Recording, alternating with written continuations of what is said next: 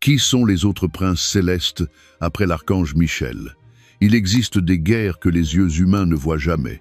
Elles ne laissent ni trace de fumée, ni le son des épées, mais elles décident du destin des empires et des vies. La Bible, silencieuse et audacieuse à la fois, entr'ouvre une brèche sur cet univers lorsqu'elle évoque des princes spirituels qui gouvernent des régions invisibles.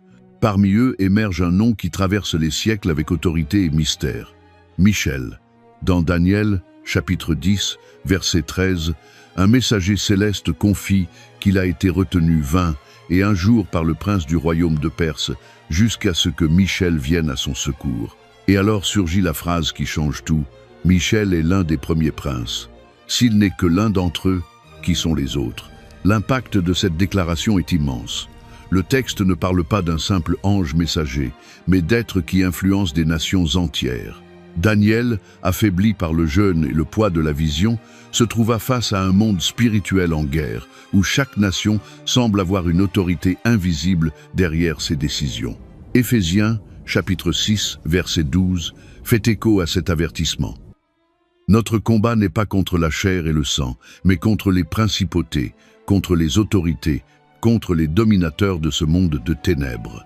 Il existe une armée cachée, et tout ce qui se passe sur Terre n'est pas seulement le fruit de la politique ou de la force militaire. Il y a des forces qui agissent avant même que les batailles ne commencent. Le nom de Michel revient dans les Écritures à des moments de confrontation décisive. Dans Jude, verset 9, il affronte Satana lors de la dispute au sujet du corps de Moïse. Et dans l'Apocalypse, chapitre 12, il mène les armées célestes contre le dragon. Daniel, chapitre 12, le décrit comme le défenseur du peuple de Dieu aux jours les plus sombres de l'histoire. Pourtant, la Bible précise qu'il n'est pas seul dans cette catégorie de pouvoir. En le qualifiant de l'un des premiers, elle ouvre un mystère délibérément inexpliqué. D'autres princes existent, mais leur nom reste caché, ou seulement murmuré entre les lignes des Écritures. Ce silence provoque fascination et crainte.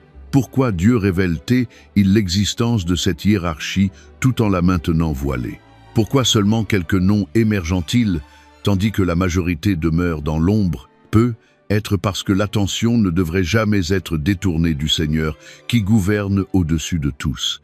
Mais il est impossible d'ignorer qu'il existe un schéma caché, des traces qui traversent les livres sacrés, les traditions anciennes et les visions prophétiques. Chaque indice invite celui qui cherche à comprendre plus profondément à regarder vers Daniel et ses récits, là où ce mystère commence à prendre forme. Daniel est la révélation des princes spirituels. Le décor se déplace dans l'ancienne Babylone, où Daniel vit en exil, loin de Jérusalem, servant à la cour d'un roi étranger, entouré de souverains qui se croyaient maîtres du monde. Le prophète, homme de prière et d'intégrité, cherchait à comprendre les desseins de Dieu pour son peuple. C'est dans cette atmosphère chargée de tensions historiques que le voile entre le visible et l'invisible s'est déchiré.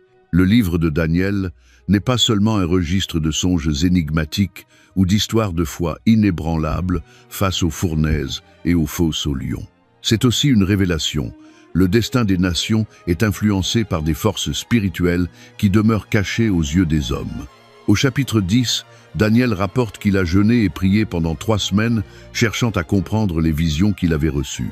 Quand enfin un être céleste apparaît, sa description est saisissante. Un homme vêtu de lin, au visage comme l'éclair, les yeux comme des flammes, les bras et les jambes semblables à du bronze poli. La vision fut si intense que les hommes qui accompagnaient Daniel s'enfuirent terrifiés, sans rien voir, mais en sentant une peur inexplicable. Le prophète resta sans force, le visage contre terre, jusqu'à ce qu'une main le touche et lui redonne courage pour écouter le message. C'est alors que le messager révèle une réalité qui brise les paradigmes. Il dit que ces paroles ont été entendues dès le premier jour où Daniel s'est mis à chercher la compréhension, mais que le prince du royaume de Perse a résisté à son passage pendant 21 jours. Finalement, Michel, appelé l'un des premiers princes, est venu l'aider à traverser cette opposition spirituelle. Le texte se trouve dans Daniel, chapitre 10, verset 13. « Mais le prince du royaume de Perse s'est tenu devant moi pendant 21 jours.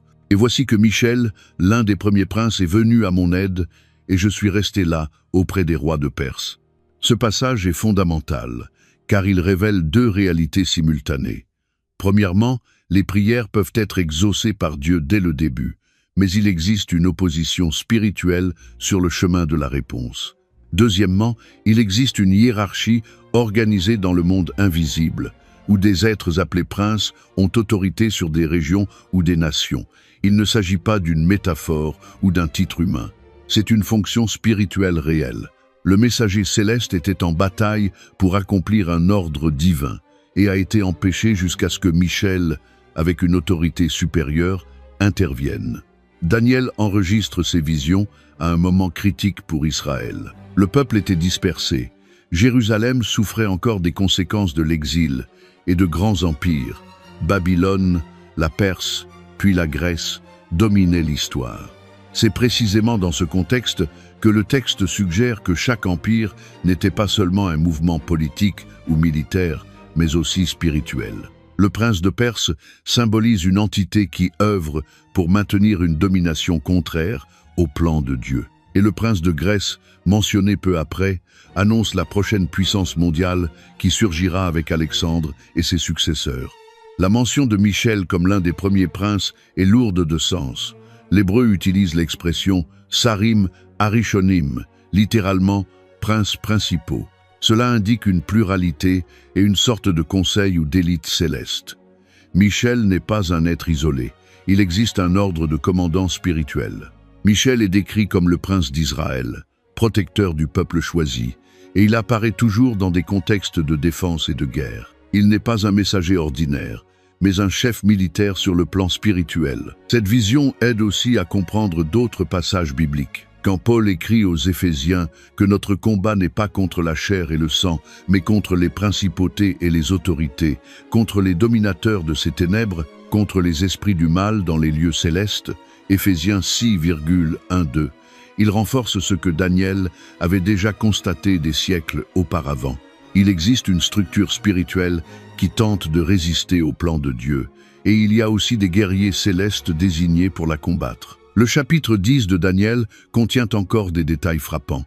Le messager, après avoir expliqué le retard, révèle qu'il doit retourner lutter contre le prince de Perse et qu'ensuite viendra le prince de Grèce. Cela montre que la guerre n'est pas un événement isolé, mais un processus continu, accompagnant l'histoire humaine. Chaque changement d'empire, chaque tournant géopolitique important peut avoir des dimensions spirituelles invisibles. Dieu reste souverain, mais il permet que ces conflits existent comme partie d'un récit plus vaste qui culminera dans la rédemption finale. Un autre détail essentiel est l'impact humain de cette révélation. Daniel, homme fidèle et habitué aux visions, fut rendu faible, sans souffle, en apercevant qu'un aperçu de ce monde. Cela montre que nous ne sommes pas face à des figures symboliques ou à des idées abstraites, mais à des réalités spirituelles d'une puissance écrasante. Le texte n'encourage pas une peur irrationnelle, mais le respect et la conscience que la vie de prière et d'obéissance à Dieu se déroule dans un scénario de bataille invisible. Cette base biblique est le point de départ de toute enquête sur les princes célestes. Sans elle, parler de hiérarchie angélique serait pure spéculation. Daniel fournit le témoignage le plus clair et direct de princes spirituels qui influencent les empires, de la résistance contre les ordres divins, et de guerriers célestes comme Michel qui interviennent quand il le faut. En même temps, le livre garde un silence intentionnel sur l'identité des autres. Aucun autre nom n'est donné, ce qui éveille encore plus la curiosité. Ce silence semble délibéré. En ne révélant que le nécessaire pour que nous sachions que cette hiérarchie existe, Dieu empêche les hommes de se fixer dans la vénération ou l'idolâtrie des anges. Chaque fois que des anges apparaissent dans les Écritures, ils renvoient à l'autorité de Dieu, jamais à la leur. Mais la présence de ce petit détail, l'un des premiers princes, est comme une semence de mystère plantée pour ceux qui étudient les Écritures en profondeur. Avec ce fondement solide, la recherche s'ouvre sur les quelques noms que la Bible elle-même nous permet de connaître, outre Michel. Parmi eux se trouve Gabriel, qui apparaît non comme un guerrier, mais comme porteur de messages qui ont changé le cours de l'histoire humaine et révélé la venue du Messie. Gabriel et son autorité singulière Alors que Michel surgit en guerrier lors de confrontations directes, un autre nom résonne dans les Écritures avec une présence différente, mais tout aussi puissante. Gabriel n'apparaît pas brandissant une épée, ni menant des batailles célestes, mais son impact est si profond qu'il change des destins entiers. Si Michel se distingue en défendant, Gabriel se distingue en révélant. Il est le messager des tournants spirituels les plus grands de l'histoire. Et comprendre son action aide à percevoir que les princes célestes ne sont pas tous identiques en fonction ou en but. La première mention claire de Gabriel se trouve dans Daniel, chapitre 8, verset 6. Quand le prophète, perplexe devant une vision pleine de symboles, des béliers et des boucs représentant des empires, entend une voix ordonnée. Gabriel, fais-lui comprendre la vision. L'ange s'approche. Daniel tombe terrifié. Gabriel le touche, le relève et commence à expliquer clairement le sens de la vision, apportant la lumière au milieu de la confusion prophétique. Il ne vient pas combattre des principautés comme Michel, mais illuminer l'intelligence de celui qui cherche Dieu. C'est comme s'il y avait, parmi les princes célestes, ceux qui ouvrent les chemins dans la bataille et ceux qui apportent la compréhension pour que le peuple de Dieu ne se perde pas au milieu de la guerre. Peu après, dans Daniel chapitre 9, verset 21, le prophète est de nouveau en prière et en confession, intercédant pour Jérusalem. Avant même qu'il ait fini de parler, Gabriel arrive, volant rapidement, pour apporter la réponse du ciel. Il explique les 70 semaines fixées pour Israël, l'un des textes prophétiques les plus complexes et décisifs des Écritures. Gabriel démontre ici une position spéciale. Il est envoyé directement pour transmettre les plans divins avec précision, révélant le calendrier rédempteur de Dieu. Cette image de Gabriel se répète des siècles plus tard dans un autre contexte historique, tout aussi chargé d'attentes spirituelles. Israël sous domination romaine, attendant le Messie promis. Dans Luc, chapitre 1, verset 11, Gabriel apparaît dans le temple à Zacharie pour annoncer la naissance de Jean-Baptiste, celui qui préparera le chemin du Seigneur. La scène est intense. Le prêtre, en service devant l'autel, est saisi de frayeur en voyant le messager du ciel. Gabriel le rassure et apporte une parole qui changerait le cours de l'histoire de la rédemption. Quelques mois après, dans le même chapitre, verset 26, Gabriel est envoyé vers une jeune fille à Nazareth, nommée Marie.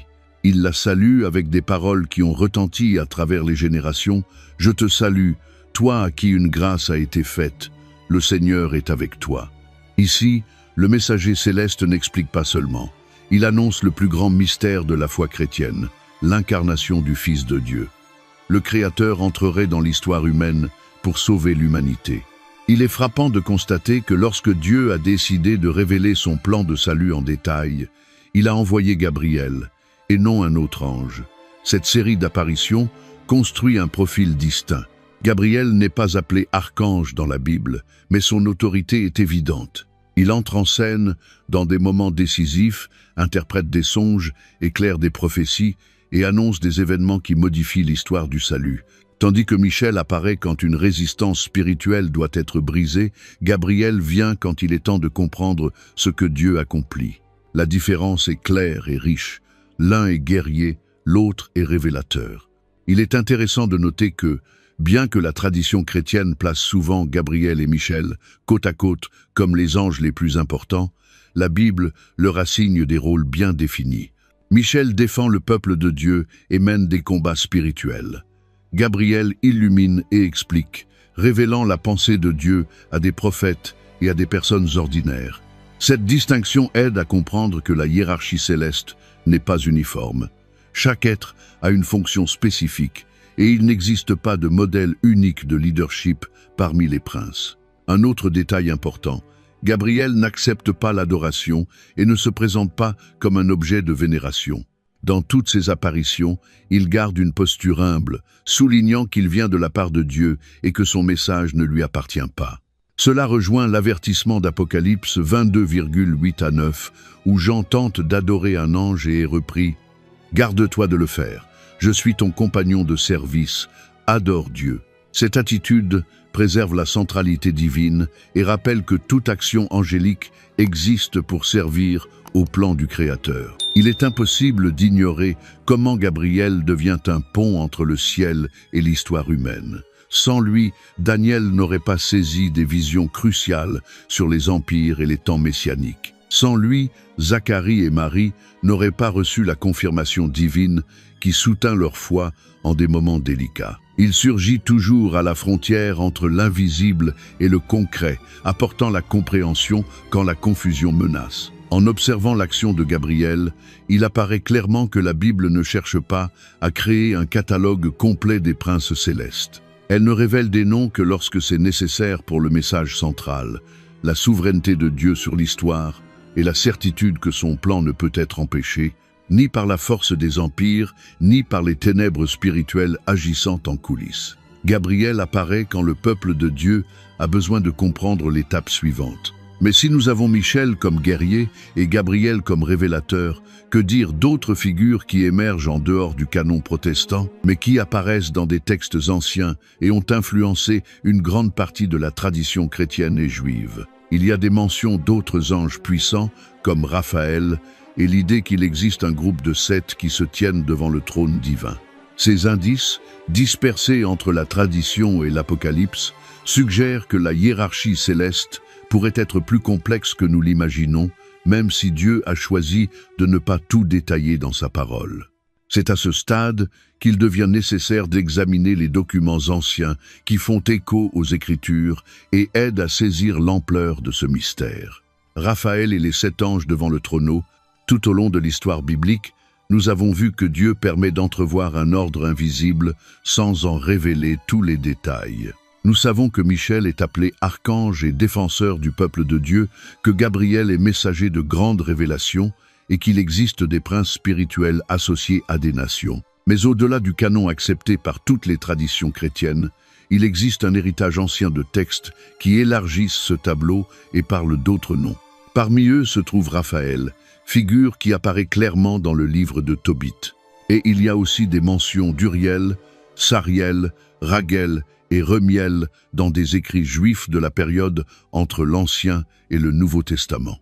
Pour comprendre l'origine de ces idées, il faut se souvenir que le judaïsme de l'époque du Second Temple, environ du 5e siècle avant Jésus-Christ jusqu'au 1er siècle après Jésus-Christ, a produit une vaste littérature au-delà de la Torah et des prophètes. Une partie de ces écrits a été considérée comme inspirée par la tradition catholique et orthodoxe et est appelée deutérocanonique. D'autres œuvres n'ont intégré aucun canon officiel, mais circulaient largement parmi les Juifs et les premiers chrétiens et ont influencé le langage et l'imaginaire du Nouveau Testament. Parmi ces livres se trouve Tobit. On y trouve un récit intime, centré sur une famille fidèle qui endure des épreuves et a besoin de l'aide de Dieu. Tobit, le jeune homme envoyé en voyage pour récupérer un dépôt d'argent pour son père, est accompagné par un voyageur mystérieux nommé Azarias. Ce n'est qu'à la fin de l'histoire qu'il est révélé que ce compagnon est en réalité l'archange Raphaël, envoyé pour protéger et guider Tobit. Le moment est marquant. Tobit, chapitre 12, verset 15, rapporte les paroles de l'ange. « Je suis Raphaël, l'un des 7 anges qui se tiennent en présence du Seigneur. » Cette affirmation simple est devenue l'un des fondements de la croyance en l'existence de 7 anges principaux devant le trône de Dieu. Le concept des 7 est renforcé par des passages de l'Apocalypse, qui, contrairement à Tobit, fait partie du canon accepté par toutes les traditions chrétiennes. Jean salue les églises en mentionnant les 7 esprits qui sont devant le trône de Dieu, Apocalypse 1,4. Et plus loin, il déclare « Je vis les 7 anges qui se tiennent devant Dieu », Apocalypse 8,2. Le texte ne donne pas de nom, mais confirme l'idée d'un groupe restreint en position privilégiée. La tradition juive et chrétienne primitive a associé les 7 anges de l'Apocalypse à ceux mentionnés par Raphaël dans Tobit, créant l'image d'une cour céleste avec 7 grands princes servant directement devant le trône. Outre Raphaël, d'autres noms apparaissent dans des écrits juifs non inclus dans le canon hébraïque protestant, mais très lus au temps de Jésus. Le plus important est le livre d'Hénoch, surtout le premier Hénoch, un recueil de visions attribuées au patriarche Hénoch. Ce livre n'a pas été considéré comme inspiré par la majorité des traditions chrétiennes, mais il a exercé une influence. L'auteur de l'épître de Jude cite Enoch, Jude 14, en parlant d'un jugement futur. C'est dans cet ensemble de textes qu'apparaissent des noms comme Uriel, Sariel, Raguel et Remiel. Uriel est présenté comme l'ange de la lumière ou de la présence de Dieu, souvent associé à l'apport de sagesse et de compréhension. Sariel, parfois appelé Suriel, apparaît comme un ange d'orientation et parfois comme gardien contre les esprits mauvais. Raguel est décrit comme celui qui veille à l'ordre dans le ciel et punit les anges rebelles. Remiel est présenté comme le consolateur des âmes fidèles et l'ange qui conduit les justes en la présence divine. Ces noms ne sont jamais confirmés dans aucun passage de l'Ancien ou du Nouveau Testament que toutes les églises reconnaissent comme inspirés. C'est pourquoi, bien qu'ils aient une valeur historique, pour comprendre le fond religieux de l'époque de Jésus et des premiers chrétiens, ils n'ont pas d'autorité doctrinale pour la plupart des traditions chrétiennes, en particulier pour les églises protestantes, qui suivent uniquement le canon de l'Ancien et du Nouveau Testament. L'Église catholique et l'Église orthodoxe conservent le livre de Tobit dans leur canon. C'est pourquoi elles reconnaissent Raphaël avec assurance et citent parfois Uriel ou d'autres noms dans des traditions liturgiques, mais toujours avec prudence. Le christianisme protestant, suivant la Bible hébraïque, ne considère ni Tobit ni Enoch comme inspirés et préfère ne pas utiliser ces noms comme base d'enseignement. C'est pourquoi, quand nous parlons d'autres princes célestes, nous pouvons les mentionner comme faisant partie de la tradition juive et patristique, mais en précisant toujours qu'ils ne font pas partie de la révélation sûre que Dieu nous a donnée dans les Écritures canoniques. L'intérêt de partager ces informations est double. Premièrement, cela aide à comprendre le contexte dans lequel le Nouveau Testament a été écrit. Quand Jean parle des 7 anges qui se tiennent devant Dieu, il utilise une image déjà connue de ses lecteurs juifs, influencés par des livres comme Tobit et Enoch. Deuxièmement, cela montre que la foi chrétienne n'a pas surgi dans un vide culturel. Les apôtres s'adressaient à un peuple qui discutait déjà de hiérarchie céleste et de noms angéliques. Comprendre cela donne de la profondeur à l'étude biblique et évite les simplifications modernes qui ignorent le fond antique. Mais il faut aussi souligner que Dieu a choisi de ne pas officialiser ces noms. Il a permis que nous sachions qu'il y a 7 anges devant son trône, mais il n'a clairement confirmé que Michel et Gabriel, et dans une tradition acceptée par une partie de l'Église, Raphaël. Les autres demeurent dans la pénombre de l'histoire, parce que le but de la révélation biblique n'est pas de construire un catalogue d'anges, mais d'annoncer le plan de rédemption en Christ. Savoir qu'il y a un ordre et une puissance invisible suffit à inspirer crainte et confiance, mais pas à voler le centre de l'adoration. Un autre point important est la fonction attribuée à Raphaël dans Tobit, guérisseur et libérateur. Tandis que Michel combat et Gabriel révèle, Raphaël guérit la cécité du père de Tobie et chasse un esprit mauvais qui tourmentait Sarah. Cela élargit notre vision de l'action angélique. L'armée céleste ne combat pas seulement. Elle soigne, guide, protège et restaure selon l'ordre divin. Ces détails aident à comprendre pourquoi différentes traditions anciennes attribuent des rôles spécifiques à d'autres anges. Lumière, sagesse, punition des rebelles, réconfort pour les fidèles. Même si ces attributions n'ont pas été confirmées dans le canon biblique, en observant cet ensemble, nous percevons une réalité fondamentale. Dieu gouverne un royaume parfaitement organisé, mais il ne nous livre pas tous ses secrets. La connaissance que nous avons des princes célestes est fragmentée et volontairement limitée.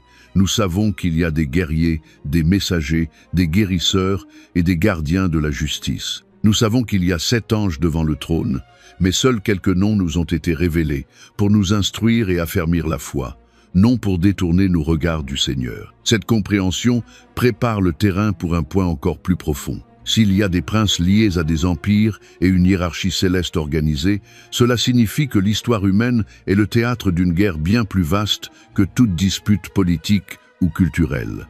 En regardant les grandes puissances de l'Antiquité et les mouvements qui ont façonné les civilisations, nous comprenons qu'il y a quelque chose au-delà des décisions humaines.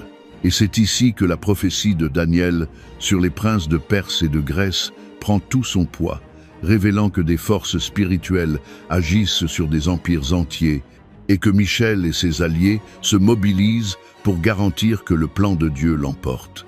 C'est vers ce champ de bataille invisible, où des royaumes tombent et se relèvent, que le récit s'oriente maintenant.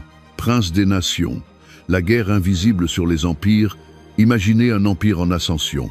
Des armées marchent, des rois tracent des stratégies, des traités sont signés, des villes s'élèvent dans la puissance et la richesse. Tout semble le fruit du talent humain et de la force militaire. Mais les Écritures révèlent une couche plus profonde, un échiquier invisible où chaque avancée et chaque chute s'accompagnent de conflits spirituels que nous ne voyons pas. Daniel fut le premier à recevoir un aperçu de cette trame secrète, et ce qu'il a consigné a changé pour toujours la compréhension biblique de l'implication du ciel dans les destins de la terre. Après des semaines de jeûne et de prière, cherchant à comprendre l'avenir d'Israël, Daniel reçoit une vision troublante. Un être céleste rayonnant, au visage comme l'éclair et aux yeux comme le feu, lui apparaît et explique que, dès le premier jour, Dieu a entendu ses supplications. Pourtant, quelque chose d'impensable est arrivé. Le messager a été empêché de parvenir jusqu'à lui. Daniel 10,13 révèle ces paroles exactes. Mais le prince du royaume de Perse s'est tenu devant moi pendant 21 jours. Et voici Michel, l'un des premiers princes, est venu à mon aide. Ce détail détruit la perception commune selon laquelle le monde spirituel est distant ou sans importance pour les événements humains. Il existe une résistance réelle, organisée et puissante derrière les empires qui s'élèvent contre le peuple de Dieu. Le texte poursuit en disant qu'après l'intervention de Michel, le messager a pu apporter la réponse, mais qu'ensuite il retournerait combattre le prince de Perse et qu'ensuite viendrait le prince de Grèce. Autrement dit, chaque puissance mondiale apparaissant sur la scène géopolitique avait, derrière ses dirigeants humains, une puissance spirituelle associée qui s'opposait au plan divin. L'Empire perse dominait le monde connu à cette époque, et la prochaine grande puissance, la Grèce d'Alexandre et de ses successeurs, était déjà en préparation dans le plan invisible. Cette révélation ne suggère pas que les rois humains soient des marionnettes sans volonté, mais montre qu'il y a une influence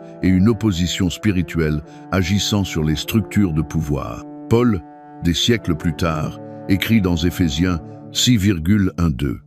Notre combat n'est pas contre la chair et le sang, mais contre les principautés, contre les autorités, contre les dominateurs de ce monde de ténèbres, contre les esprits du mal dans les lieux célestes. Il ne crée pas une nouvelle doctrine. Il fait écho à ce que Daniel a vu, une guerre qui transcende les armées humaines. Réaliser cela change la façon dont nous comprenons l'histoire. Les empires ne sont pas seulement le fruit de la politique, de l'économie ou du génie militaire. Ils sont aussi le théâtre de forces spirituelles qui cherchent à influencer le cours de l'humanité, surtout quand il s'agit du peuple de Dieu et de son plan rédempteur. La résistance rencontrée par le messager venu répondre à Daniel révèle que, lorsque Dieu agit pour libérer, instruire ou protéger, il y a une opposition invisible qui tente de bloquer cette intervention. Michel entre en scène quand la bataille atteint un niveau que les messagers ordinaires ne peuvent supporter. La mention des princes de Perse et de Grèce montre aussi que ces entités ont un lien avec des régions spécifiques. Ce ne sont pas des anges quelconques, mais des autorités spirituelles attachées à des empires entiers. Cela explique pourquoi la Bible présente souvent Dieu comme le Seigneur des nations, et pourquoi les psaumes disent que l'Éternel règne sur les royaumes des hommes. La lutte pour empêcher l'accomplissement de sa volonté dans l'histoire existe, mais il lève des défenseurs et garde le contrôle final. Un détail frappant est que le messager dit à Daniel « Personne ne m'aide contre eux, excepté Michel, votre prince ». Daniel 10,21. L'expression « votre prince » indique que Michel a pour mission spécifique de protéger Israël. Ce n'est pas un guerrier quelconque. Il est désigné pour garder le peuple de l'Alliance au milieu des pressions politiques et spirituelles qui cherchent à le détruire. Cela explique pourquoi Michel apparaît à plusieurs reprises quand Israël est en danger.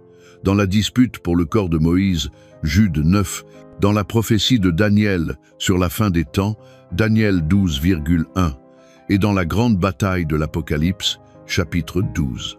Cette compréhension éclaire aussi des épisodes bibliques où des libérations et des jugements surviennent avec une force surnaturelle. Quand un ange détruit l'armée assyrienne de 185 000 hommes en une seule nuit, 2 Rois 19,35.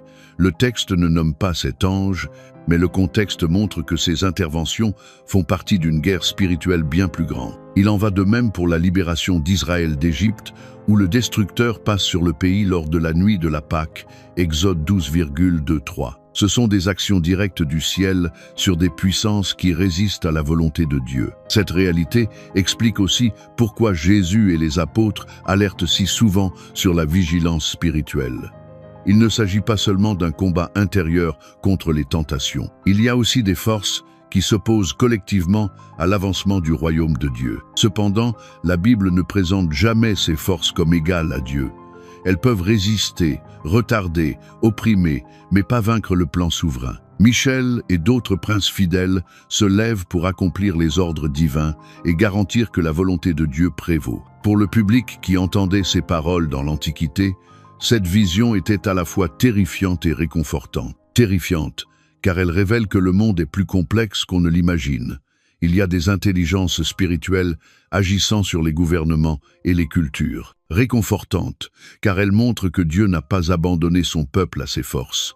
Il maintient des guerriers désignés, et Michel est appelé à intervenir quand l'oppression devient écrasante. Cette perspective corrige aussi deux extrêmes dangereux: ignorer totalement le monde spirituel, ou s'y fixer avec crainte ou obsession. L'Écriture révèle assez pour que nous comprenions qu'une guerre réelle existe, mais elle nous rappelle que Christ règne au-dessus de tous les principautés. Colossiens 2,15 affirme que Jésus a dépouillé les principautés et les autorités et les a livrées publiquement en spectacle, en triomphant d'elles par la croix. Cela signifie que même si des batailles se poursuivent, la victoire finale est déjà acquise. Pourtant, Daniel n'a pas seulement reçu l'information sur la résistance spirituelle.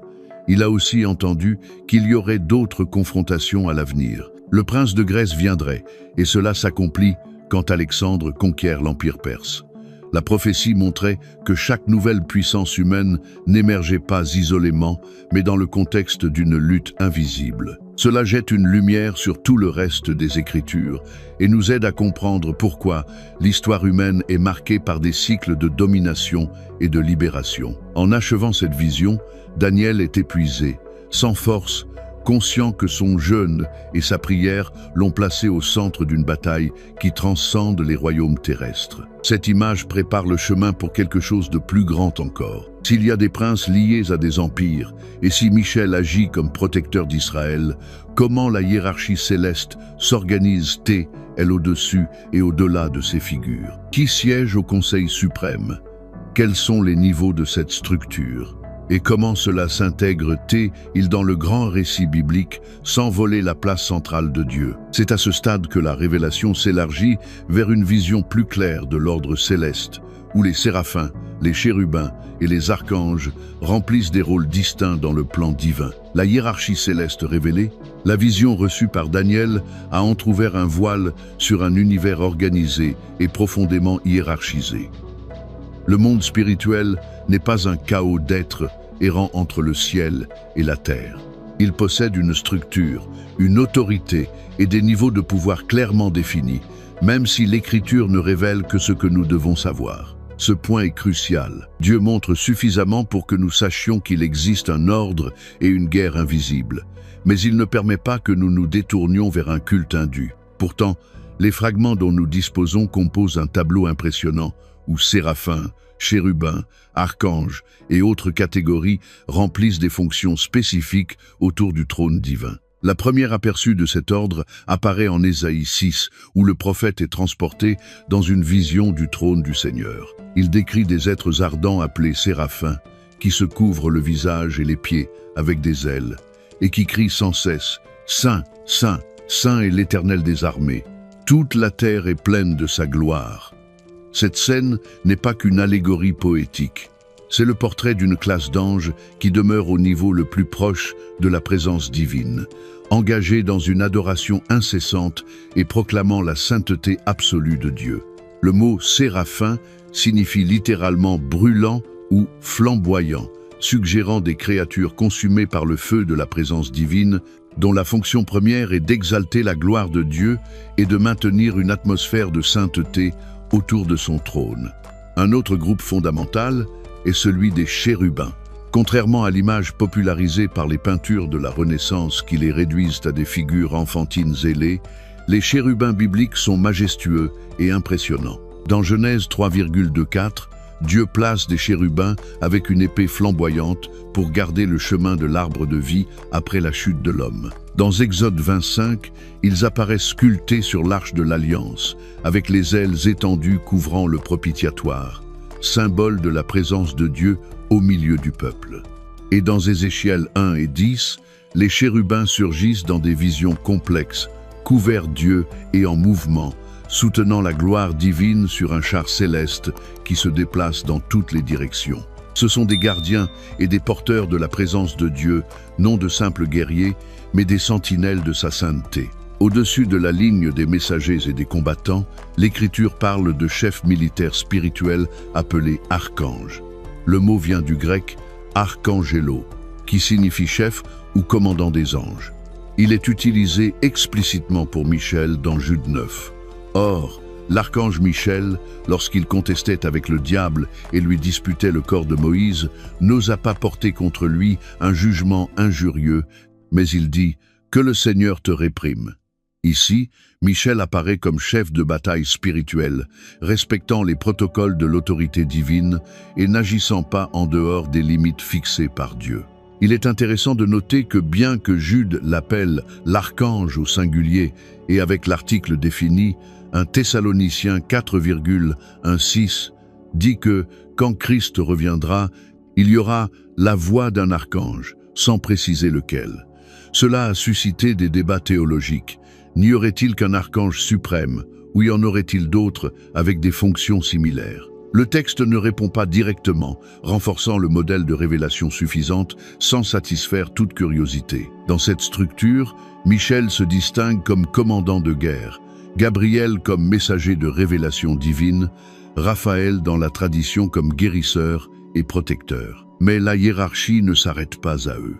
La mention de principauté et autorité indique des rangs différents. Paul, dans Colossiens 1,16, décrit Christ comme le créateur des trônes, des seigneuries, des principautés et des autorités, des termes qui désignent des niveaux d'autorité spirituelle. Ces titres suggèrent une administration invisible, complexe, qui gouverne des aspects de la création sous le commandement suprême de Dieu. Une autre couche importante est que cette hiérarchie n'est pas statique.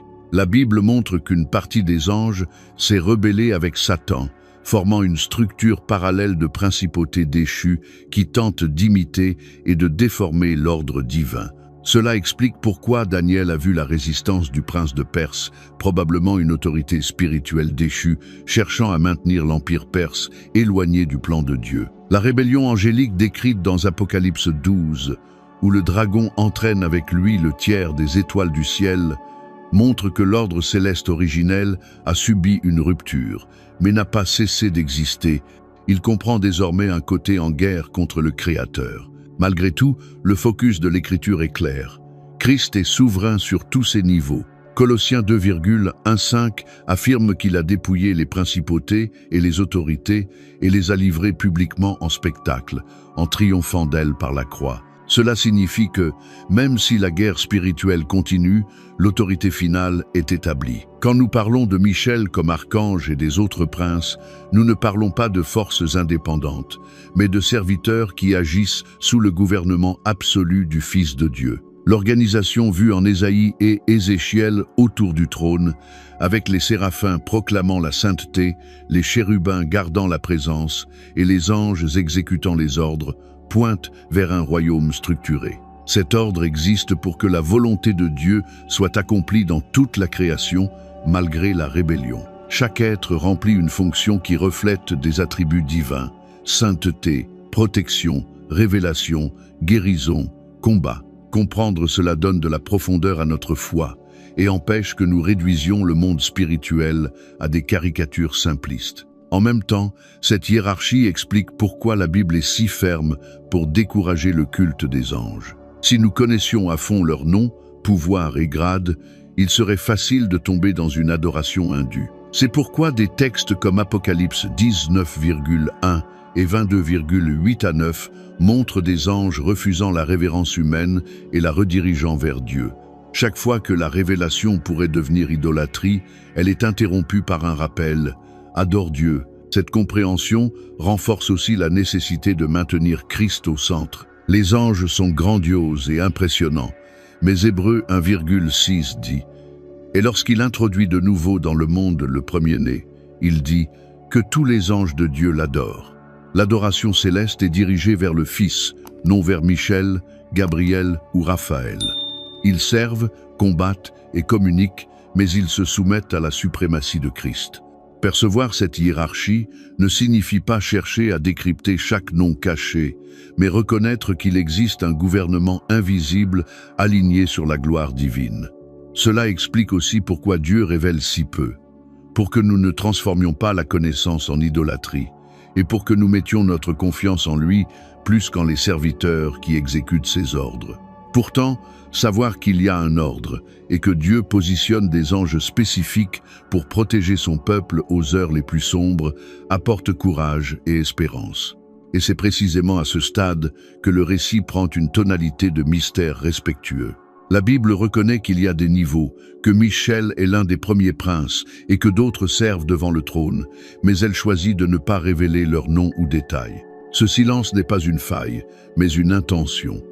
Il nous appelle à regarder au-delà du fascination pour les créatures célestes et à garder les yeux fixés sur Christ, qui règne sur toutes choses.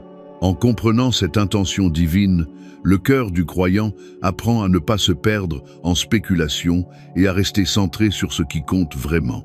Et c'est à propos de ce mystère intentionnel, du voile que Dieu a choisi de maintenir, que nous poursuivons maintenant pour comprendre pourquoi il ne nous a pas tout dit sur ces puissants princes célestes. Pourquoi Dieu cache-t-il les autres noms? Après avoir parcouru les pages de l'Écriture et observé les signes d'un ordre invisible, de Michel et Gabriel jusqu'à Raphaël et la mention des 7 devant le trône, une question s'impose: si cette hiérarchie est réelle et si déterminante pour l'histoire, pourquoi la Bible n'en révèle-t-elle pas davantage? Pourquoi ne connaissons-nous que des fragments, des noms épars, des fonctions dispersées? Pourquoi Daniel a-t-il entendu que Michel était l'un des premiers princes sans qu'aucun autre ne soit cité? Le silence n'est pas accidentel. Il fait partie de la pédagogie divine, une manière de protéger la foi humaine de dangers anciens et toujours actuels. Dès les premiers livres de la Bible, Dieu avertit son peuple contre la tendance à adorer ce qui se voit ou impressionne. Dans Deutéronome 4,19, Moïse met en garde Israël contre le fait de se prosterner devant les astres et les armées du ciel. Cette inclination à l'idolâtrie n'a pas disparu avec le temps. Au contraire, elle a accompagné l'humanité à toutes les époques. Quand des anges apparaissent dans la Bible, la réaction initiale des personnes est presque toujours de tomber à genoux pour les adorer, saisis par la crainte et la majesté de ces créatures. Jean, l'apôtre bien-aimé, qui a marché avec Christ et vu sa gloire, s'est prosterné devant un ange dans l'Apocalypse 19,1 et a été immédiatement repris. Garde-toi de le faire. Je suis ton compagnon de service, adore Dieu. Ce schéma se répète parce que la présence angélique est accablante. Si un simple aperçu d'un messager a fait tomber Daniel sans force et poussé Jean à l'adorer, imaginez si l'Écriture avait décrit en détail la hiérarchie complète, ses noms et ses grades. Combien détourneraient leur regard du Créateur vers les serviteurs? Combien chercheraient puissance, protection ou révélation en dehors du seul qui doit être adoré? Le silence de Dieu est une protection contre l'orgueil humain et contre la tentation de transformer la connaissance en culte indu. De plus, la révélation partielle enseigne la dépendance. Savoir qu'il y a un ordre invisible et puissant, mais ne pas pouvoir le contrôler, force le cœur à se confier en Dieu et non en des êtres intermédiaires. Colossiens 2,18 met en garde contre ceux qui s'adonnent au culte des anges, s'engageant dans des visions qu'ils n'ont pas vues. Paul dénonce une religiosité fascinée par l'invisible et qui finissait par s'éloigner de Christ. Le Saint-Esprit, en inspirant les Écritures, a évité que cela n'arrive en ne donnant pas trop de noms ou de détails superflus. Une autre raison du mystère est de nous rappeler que l'autorité finale n'appartient à aucun prince céleste, aussi grand soit-il. Hébreux place Christ au-dessus de tous. Auquel des anges Dieu a-t-il jamais dit: Assieds-toi à ma droite, jusqu'à ce que je fasse de tes ennemis ton marchepied. Aucun, tout pouvoir que Michel possède, toute intelligence que Gabriel porte, toute guérison que Raphaël apporte, tout existe parce que cela vient du Fils éternel. Quand la Bible se tait sur les autres princes, elle réaffirme que nous n'avons pas besoin d'eux pour accéder à Dieu. Nous avons le médiateur parfait, Jésus-Christ, Seigneur de tous. Ce choix divin empêche aussi que le peuple de Dieu ne se distrait avec des batailles secondaires. Il est fascinant d'imaginer des stratégies célestes, des hiérarchies complexes et des noms cachés, mais l'Écriture redirige notre attention vers la mission principale: vivre dans l'obéissance et proclamer l'Évangile. Paul, qui connaissait l'existence des principautés et autorités, n'a jamais consacré ses écrits à cataloguer des noms angéliques. Au lieu de cela, il a exhorté les croyants à tenir ferme, fortifiés dans le Seigneur et dans la puissance de sa force. Éphésiens 6,1. L'armure spirituelle qu'il décrit n'inclut pas d'invoquer des anges spécifiques, mais de se confier en Christ et en l'autorité de sa parole. Pourtant, le peu que Dieu a révélé suffit à générer espérance et respect. Savoir que Michel est désigné pour protéger le peuple de Dieu aux jours les plus sombres rappelle que nous ne sommes pas seuls. Comprendre que Gabriel a apporté les messages les plus importants du salut montre que le ciel n'est pas distant, mais attentif et actif. Percevoir qu'il y a 7 anges devant le trône renforce qu'il y a un ordre et une vigilance constante sur l'histoire. Mais tout cela est présenté comme arrière-plan, jamais comme centre. Le mystère éveille aussi l'humilité. La foi chrétienne n'est pas une foi qui domine l'invisible, mais qui se confie à l'invisible sans besoin de le contrôler. C'est un point qui différencie la révélation biblique de nombreuses religions et philosophies spirituelles qui promettent l'accès à des noms secrets et des formules pour manipuler les puissances. Dieu ne nous donne pas ce contrôle. Il nous appelle à la confiance. Les anges servent, mais ils ne sont pas à la disposition des humains comme des forces à commander. Ils répondent au Seigneur des armées, et c'est devant lui qu'ils plient le genou. Un autre aspect de ce silence intentionnel est eschatologique. La Bible ne donne que des aperçus, car nous n'avons pas encore vu toute la dimension de la guerre spirituelle qui sera pleinement révélée à la fin. Daniel 12 affirme que Michel se lèvera au temps de grande détresse, une période sans précédent dans l'histoire humaine. Apocalypse 12 montre Michel menant des batailles contre le dragon avant la victoire finale de Christ. C'est comme si Dieu réservait pour le moment voulu la manifestation complète de cette hiérarchie, pour que sa gloire soit évidente quand toutes les forces invisibles seront soumises devant l'agneau. Jusque-là, nous marchons avec des fragments suffisants pour comprendre que nous ne sommes pas seuls, qu'il y a un gouvernement céleste en action et que Christ le domine déjà pleinement. Cette connaissance inspire une crainte respectueuse et une confiance sereine. Elle évite à la fois l'ignorance dangereuse et l'obsession idolâtre. Elle nous garde attentifs, mais centrés sur l'Évangile. Ainsi, en achevant ce parcours à travers les voiles et les noms révélés, reste la certitude qu'il y a bien plus que ce que les yeux voient et que la Bible a choisi de détailler. Il y a un ordre céleste, puissant, ancien et actif, mais qui sert un seul but: accomplir la volonté de Dieu et glorifier Christ, le Seigneur de tous les principautés et autorités. Savoir que cette armée existe fortifie la foi, mais le vrai centre demeure immuable. Jésus, vainqueur absolu par la croix et roi, qui viendra pour soumettre toute force adverse. Et c'est précisément pour cela que, même si notre curiosité voudrait des noms et des structures complètes, la sagesse divine maintient le focus où il doit être. Sur le trône ne siège ni Michel, ni Gabriel, ni aucun autre prince. Là se trouve celui de qui toutes les hiérarchies reçoivent ordre et dessein. C'est lui qui, en son temps, révélera ce qui aujourd'hui demeure caché et montrera que toute cette guerre invisible a toujours marché vers une seule fin: la victoire définitive de son royaume sur toute chose, visible et invisible. En parcourant ces pages sacrées, nous avons vu qu'il existe un ordre invisible à l'œuvre depuis les débuts de l'histoire. Des anges puissants gardent, combattent, révèlent et servent. Michel se lève pour défendre le peuple de Dieu. Gabriel annonce les secrets du ciel. Raphaël, selon la tradition ancienne, veille et guérit. et il y a d'autres princes qui se tiennent devant le trône. Tout cela nous rappelle que nous ne sommes pas seuls dans un univers froid et sans but.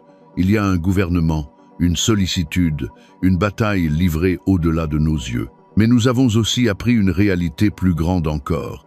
Aucun de ces êtres célestes n'est digne de notre dévotion. Tous s'inclinent devant Christ. Il est le Seigneur des armées célestes, le roi qui a reçu toute autorité dans le ciel et sur la terre. C'est lui qui, à la croix, a dépouillé les principautés et les autorités, triomphant d'elles une fois pour toutes. C'est à cause de sa victoire que la guerre invisible a une fin certaine. C'est à cause de lui que nous savons que, malgré les forces qui s'élèvent contre la foi et contre l'espérance, rien ne pourra nous séparer de l'amour de Dieu. Cette vérité n'est pas qu'une information théologique, c'est une invitation vivante. Si le monde spirituel existe et s'il y a un combat en cours, nous devons être du côté de celui qui a déjà vaincu. Christ ne commande pas seulement aux anges, il sauve les hommes et les femmes qui reconnaissent avoir besoin de lui. Il est le seul capable de pardonner les péchés, de libérer des condamnations spirituelles et de garantir la vie éternelle.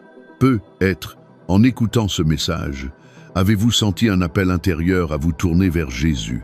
Peut-être avez-vous réalisé que vous vivez loin de lui ou que votre foi s'est éteinte et que vous avez besoin de vous réconcilier avec lui. Ou peut-être entendez-vous tout cela pour la première fois et comprenez-vous que vous devez remettre votre vie au Seigneur qui règne sur les cieux et la terre. Aujourd'hui est le moment de revenir à la maison.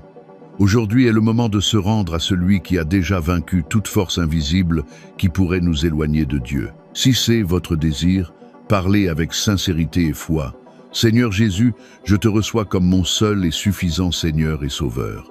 Si vous appartenez déjà à Christ et avez vécu ce parcours avec un cœur soumis, écrivez « Amen » dans les commentaires comme acte public de foi pour que ce message atteigne encore plus de personnes qui ont besoin d'entendre la vérité. Chaque « Amen » est comme une lumière qui aide l'Évangile à aller plus loin. La guerre invisible est réelle, mais la victoire appartient déjà à Christ.